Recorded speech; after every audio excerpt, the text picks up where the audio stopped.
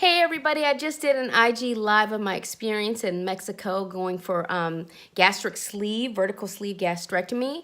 Take a listen. I'm sorry it's going to be in 16:9, so it's going to be that small narrow frame, but that's, you know, the nature of IG that I can't rotate my phone. So I'm sorry about that, but this would be really good information if you're considering going to Mexico, if you have not been able to get qualified stateside or you cannot afford it to do it stateside, of my experiences and what I thought about that process and support that you need afterwards, okay, and what support you get from them. One of the things I did not mention in this video is that they do have an on-call nurse who is able to answer questions and, you know, if something comes up, to give you advice whether or not you need to go to the ER and be evaluated or whatever once you're stateside. And also, you know, their doctor is always available to you. So take a listen. You guys have a blessed day. Thanks for joining Momsavinggrace.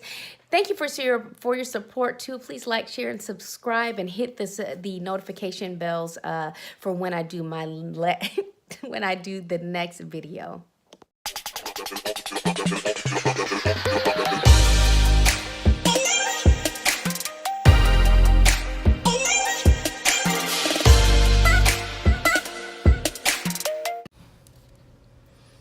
Hello, everyone. Uh-oh.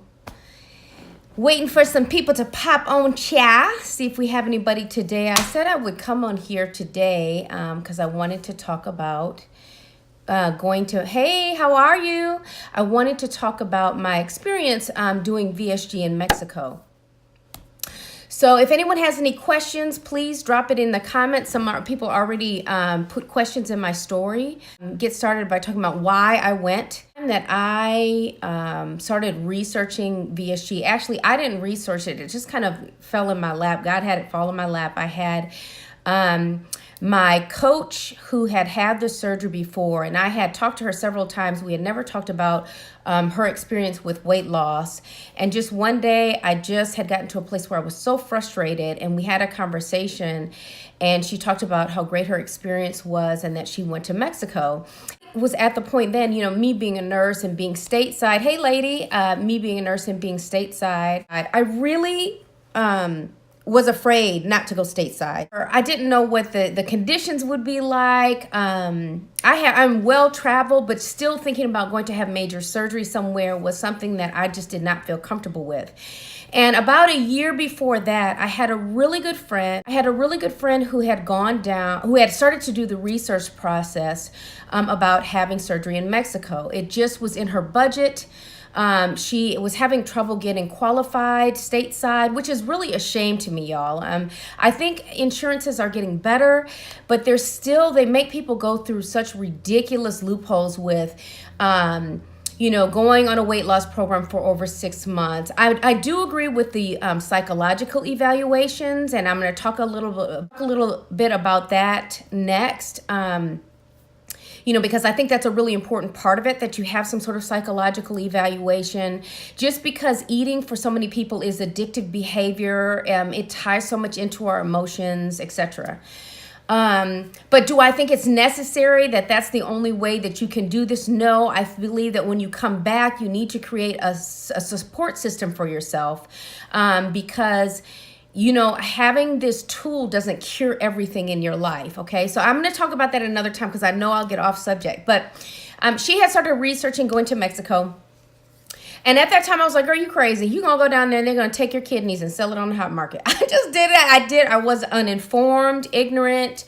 I do believe you have to research good places to go. You need to find people that have had really good experiences. You need to find companies that allow a forum for you to join where people share not just the good reports, but people that do have complications. Complications happen stateside, complications happen there. They happen everywhere. So we have to understand that this is major surgery. It's life-altering surgery. And that it's not just, you know, you do it on a whim and I'm going to be great. You have things to you know, consider, that you could have a leak that can be catastrophic. You can die, of course, and they go all over all of these complications before you have surgery. Okay. So I went through this process. So it just so happens that I had a conversation with one person who had no relationship to this, my best friend. And so be it. She had been researching this surgeon who had great qualifications, was the chief of surgery there, and she had surgery by that same surgeon. And I just felt like that was a sign to me, that there are no coincidences in that. And so I began as a nurse to do my own research on this physician, his outcomes, how many surgeries they do a day, had there been any litigious activity, that kind of thing. So you do have to really research, make sure you talk to people that have had good experiences. And there were on that site people that had some minor, some whatever, there were very few, but at least I could see the good, the bad, and the ugly, and make a qualified, this well-rounded decision before I decided on what company I was going to. Now, for me personally, the reason why I had to go, one, I did not have several comorbidities. I had borderline blood pressure, but it was not qualified as high blood pressure. My A1C was like 5.9, which is starting to be pre-diabetic, but I was not diabetic. I was, I'm very short, so I'm 5'2", and I was 220 pounds, which was very heavy for me. And I was unable to get the weight off. I had gained the weight during a pregnancy with my first kid. And if you all know, I have 4 small children, stair steps 9 and under. I had babies back to back. I gained 70 pounds with him and never took a lick of it off. Not a drop. After every kid, I would gain and lose very quickly. But I would always kind of come back to the same point, over 200 pounds, okay? And previously to that, I had been like 120 pounds, 130 pounds. So it was a huge major jump for me. I had joint issues, my blood pressure was borderline, my sugars, were borderline, everything. So, but it wasn't enough to qualify me. And so what happened was they usually want you to have a BMI, I think it's a 41, I believe. And so, I was right there. And had I gone through a 6-month program to lose weight and lost 1 pound, and I'm talking about 1 single pound, it would have dropped me under the qualifying BMI. So I knew that I would never make it. So, and I felt like for me personally, I was just stuck. I was doing nothing but gradually gaining weight more and more and more every year. First it was 200, then it was 208, then it was 210, then it was 216 and 220. And I just was getting nowhere fast. And I was unable to get myself in a place of being committed to any kind of eating program for more than 24 hours. It was really hard. So I made the difficult decision not only to go, hey, Miss Rosa, not only to go, but also to go alone. Because my husband, we had 4 small kids. So who's going to take care of these 4 kids, y'all? And so I had heard from the website. So by the way, I had surgery with a lighter me, Dr. Ortiz, a lighter me, if anybody wants to research it. So a lighter me was in Tijuana. So I flew from Texas to Tijuana. They pick you up in a van with your other sleeve brothers and sisters. They take you to a short, if you all know, Tijuana is like right across the border. So, I mean, it was like a 30-minute drive from the airport. It's very coordinated. Most of these companies will be very coordinated. They orchestrate all of the details for you. They put us up in a very nice hotel. And then we had surgery at, I think it's Me Doctor. I have you fill out a questionnaire that you send, and it has you fill out all of your medical history and your eating history. And are you a grazer? Are you a binger? That kind of thing. So you send that in and you wait for your approval. I would suggest someone that has a ton of comorbidities with a lot of medical problems.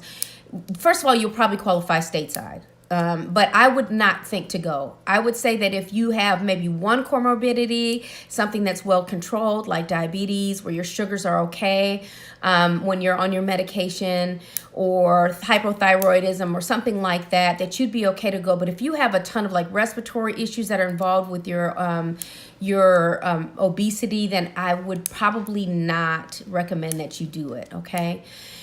So the cost for me was $5,000, a little over $5,000. And I think you pay a deposit and then you pay the rest like within 60 or 30 days before your scheduled surgery date is how it went. That was cheaper. Even if it had been in insurance, it was cheaper than what I would have paid stateside altogether with the insurance that we have. And we have decent insurance. So that's the financial portion. But and the pre-op thing, if anybody has any questions, please ask. So the pre-op portion for us is when you go down, you get settled in your hotel the day before, they take you for an evaluation. They do an EKG. You are interviewed by an internist there. So a medical doctor who is separate from your surgeon, okay? So the internist goes over all your medical history, etc. Hey, lady, I'm talking today about having surgery VSG in Mexico. Hi, Jackie. So anyway, so you're interviewed by the surgeon, and not by the surgeon, by their medical staff. So you get an internist that does your medical history. They do an EKG and they run lots of blood work. CBC, chems, they run, they want to know your AST. I'm a nurse, you all, so all your liver enzymes, your kidney enzymes, all of that. Your blood sugar, they check all of that beforehand to make sure you're okay. I'm trying to think, did we do a respiratory function test? I don't remember. If anyone's on that went to ALM, remind me. Can't remember if they did something for respiratory, but I don't think so. You're asked to bring all your medications. They ask you, of course, to stop them, within so many hours of taking them. And then what happens is you're NPO for the night. You do clears several days before. You go back to the hotel. Yeah, yay for nurses. You go back to the hotel. They pick you up in the morning. And I'm telling you all, it's orchestrated like clockwork. They pick up the next people. You come in. They do about, depending on the surgeons, because they have more than one, that surgeon could do 5 or 7 a day. But I actually like the fact that they do so many. Sometimes stateside, they may only do a couple a day.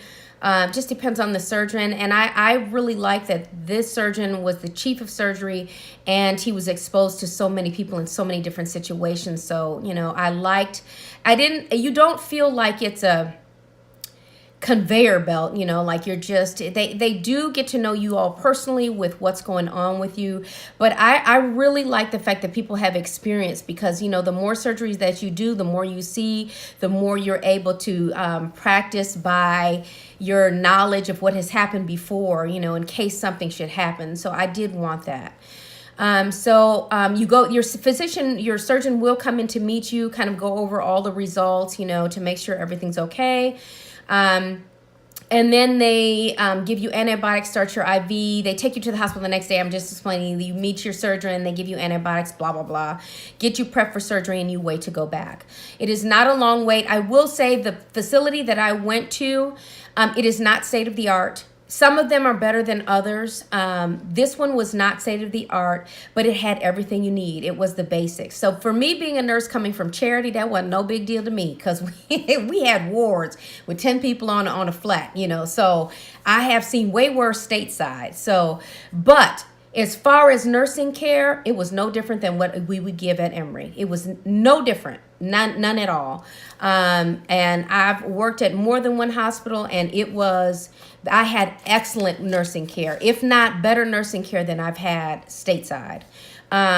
They followed the same thing as far as you had your TED hose on, they had a whole protocol against blood clots.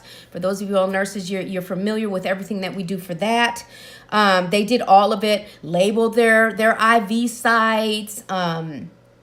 The only things different you might find, instead of them using the tear packs for alcohol, they would have a, kind of old-fashioned glass soaked with alcohol and a cotton ball, that kind of thing. They didn't dig their hands in there. They used force, to get them out and wash it off. But it wasn't like, so that would be like the minor differences. I think some of our IVs weren't in a plastic bag. I think some were in glass, that kind of thing. So there were some of those things that were different, but that's not a That's not something that really mattered to me. It was how was the care and what were the standards as far as surgery was concerned.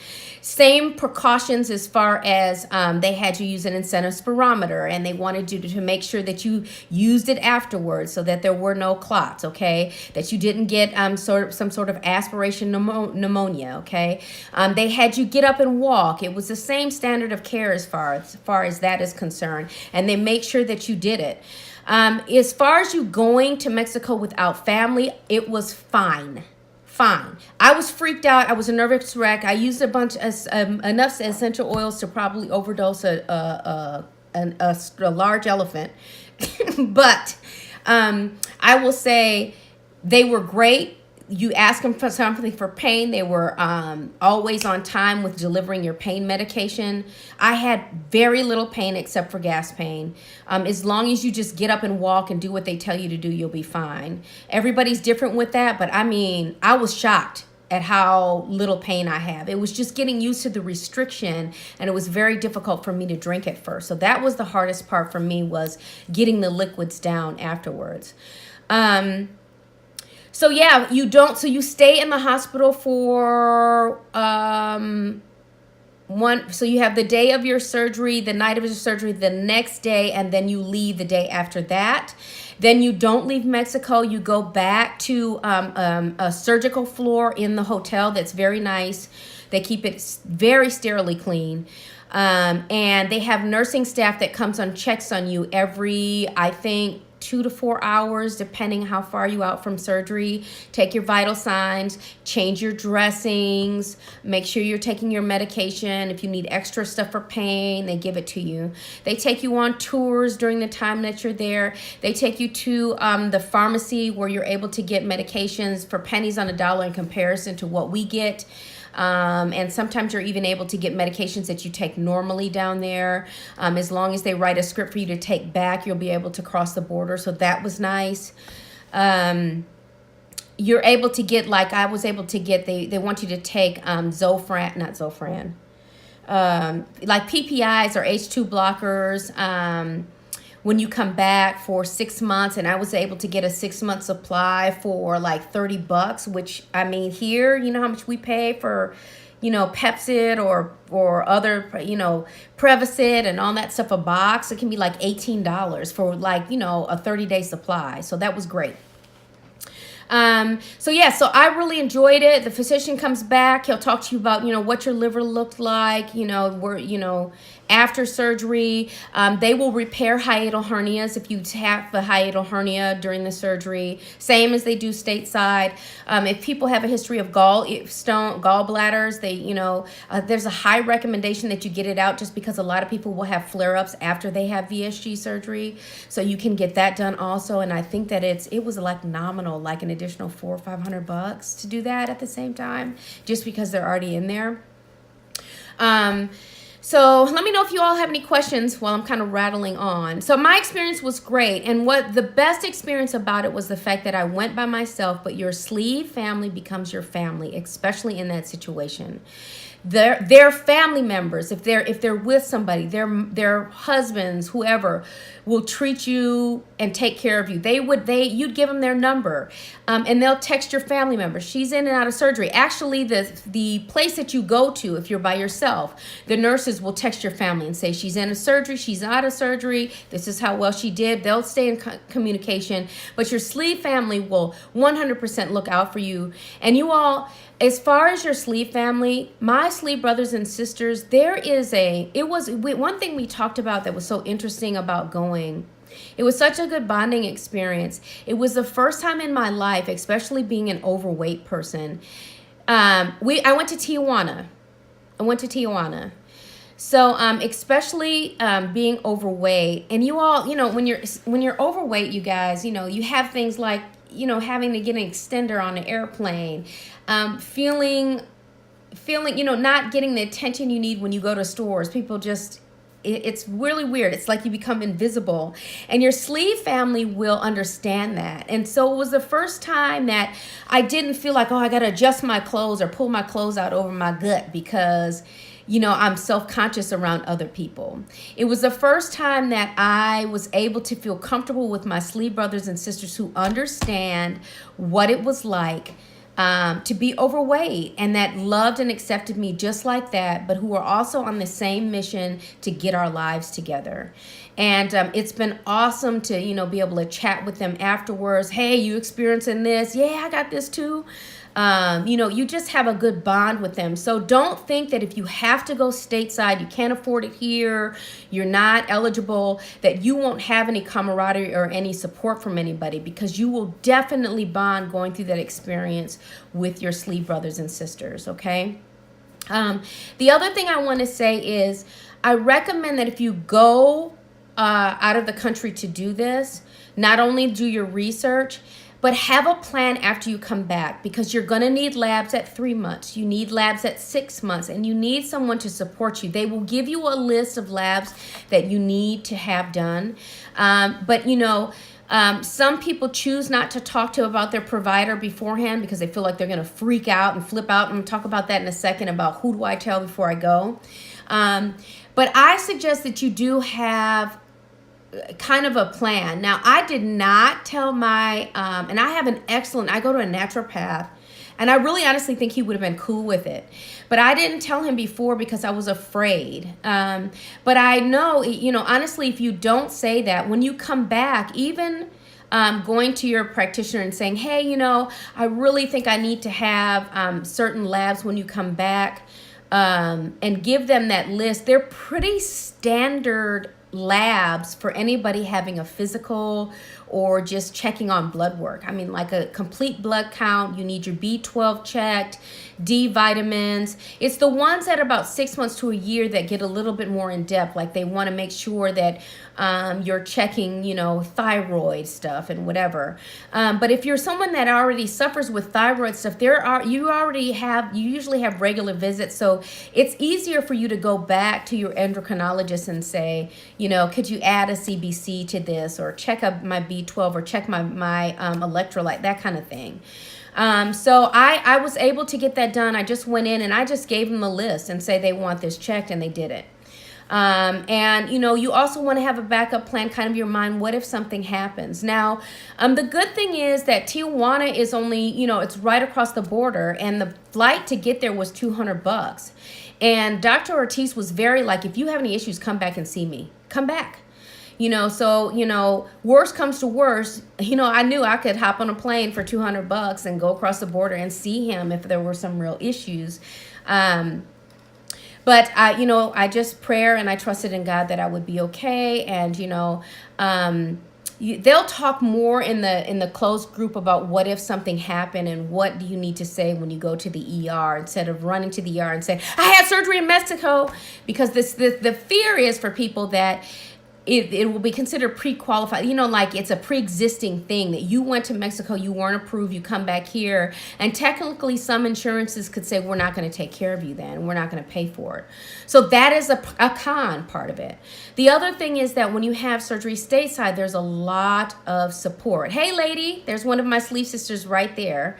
There's a lot of support that you get when you have stateside. Like, you already have a nutritionist that you go see. You already are able to follow up with a physician in person, okay?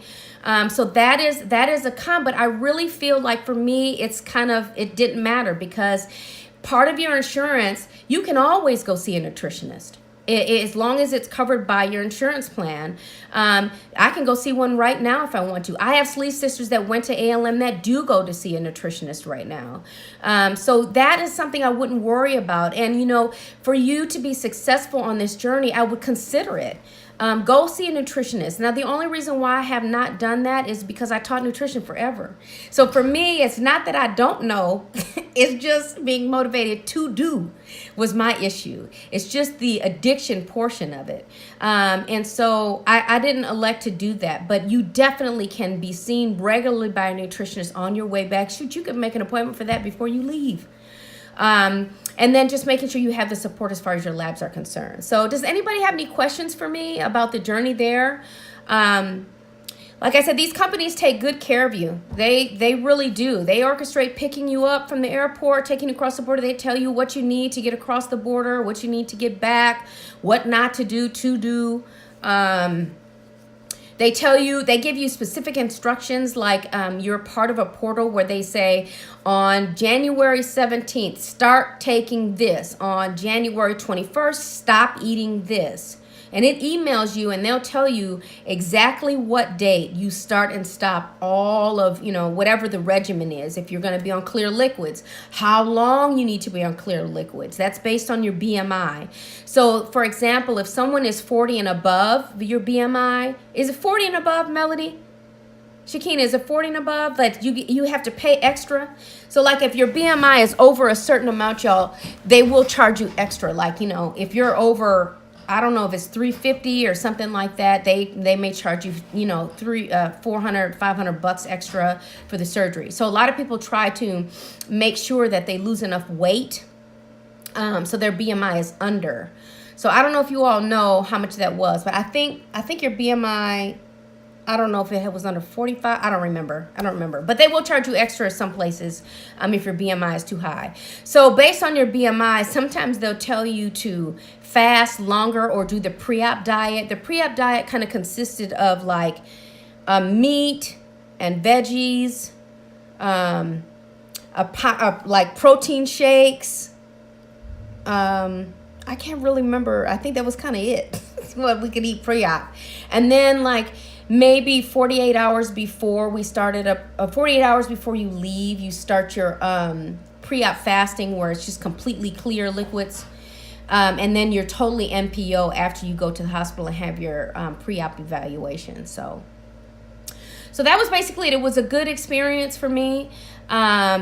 If one of the other things I recommend is that you go ahead and you get into support groups online. If you're not able to, follow up with people as far as the emotional eating part, because they operate on our stomachs and not on our brains. And I swear to God, this is 80% of it. It has been a harder struggle for me than I thought it would. I really was hoping for wham bam, thank you ma'am, this is over. Nope, it's just a tool. I work harder on my weight now than I have probably ever in my life.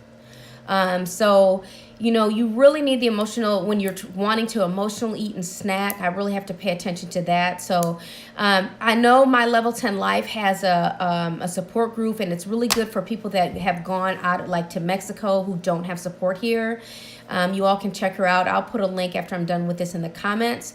But she has a really good support group for people that have gone, or even if you've had gastric support and you want private support from people, as far as if you want to get support from someone, she has a really good support group that you can look up getting into, where you can say things that, in confidence, and it won't be shared outside the group, So anyways, that's all I'm going to share today. It looks like all these people, and nobody has any comments. So that must mean that I went over it all. So you guys have a blessed day. Thank you for joining me. I'll do another one sometime so we can talk about what I did not expect after surgery, kind of some of the things I encountered, talk about the emotional aspects afterwards that I have had to deal with, and et cetera, et cetera. Thanks for joining Mom Saving Grace. Please like, share, subscribe, and hit that notification button. Have a blessed day.